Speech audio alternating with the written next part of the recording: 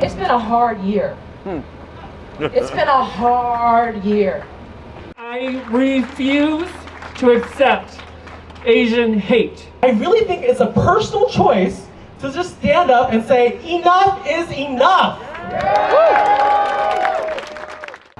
We know as queer people what happens when we get blamed and scapegoated for a pandemic. That's what happened, and this was ground zero around HIV/AIDS and the scapegoating and the attacks on our community that caused so many members of our community to die and so much violence to happen. So we need to stop that in its track. Thank God that guy is out of the White House. Thank God. One Korean brother shared that when he heard the 911 call, all he could hear was his mother. And when I heard the same call, I heard the same. You know, when I think about my own grandmother, my grandmother, many of you know, raised me. And I can't even imagine what some of these families are going through. Just imagine if someone did this to your grandmother, your grandfather, someone who could barely walk with a cane. We are better than this. We know we are better than this. We will not allow white supremacy or hatred or xenophobia to tear us apart.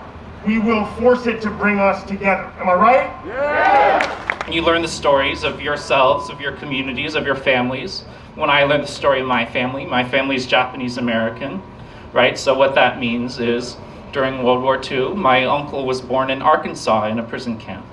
You know, it means that my grandmother, she was born here in an orange field, and she couldn't go to school here, so she had to go back to Japan. And then she came back here to America just in time to be put in an incarceration camp, to be put in a prison camp.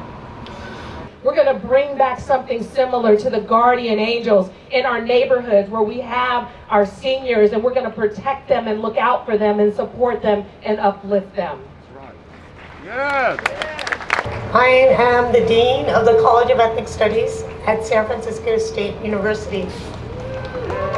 And it's such an honor for me to stand here before you today as a queer and as a dyke and as a female-bodied Asian American. I stand just above 5 feet tall, and I realize that from the outside, I might look like a pushover. Under Joe Biden and Kamala Harris's leadership, we're going to set a new tone in this country where we embrace everyone, where we lift people up, where we know that we are all in this together. And that, in the end, is how we are going to stop this hate.